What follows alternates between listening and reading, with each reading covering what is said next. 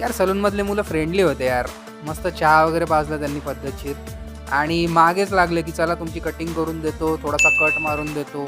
म्हटलं चला आलोच इकडे आपण अफगाणिस्तानमध्ये, तर हा पण एक अनुभव घेऊन बघू.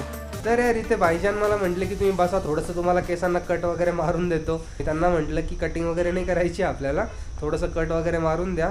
तर ते खूप जास्त इन्सिस्ट करत होते. तर म्हटलं चला बसूया यार, म्हणजे शब्दाला थोडा मान देऊया. तर बसलो इथे, थोडासा कट वगैरे मारताय. आता माहीत नाही आता मला अजून काय करता येते, बट एक्सपिरियन्स करतो इथे काबूलमध्ये, मजा येते इथे. यार केसांना कट वगैरे मारून झाला तरी पण भाऊ काय थांबायला तयारच नाही. भाईची एनर्जी एवढी हाय होती की भाऊनी परत एक क्रीमचा डब्बा हातामध्ये घेतला आणि भाऊ परत चालू झाला.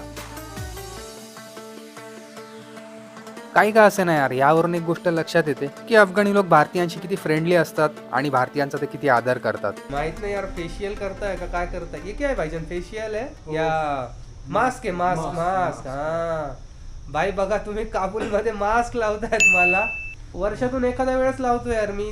आता माहित नाही याच्या आधी कधी लावलं होतं मला आठवत नाहीये. आणि ते काबूल अफगाणिस्तानमध्ये मास्क लावतायत यार मला.